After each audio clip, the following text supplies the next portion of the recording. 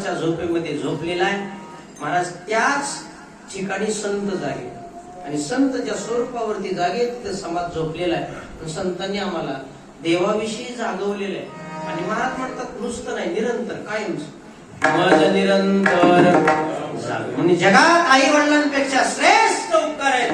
प्रमाण आहे का? केले उपकार सांगो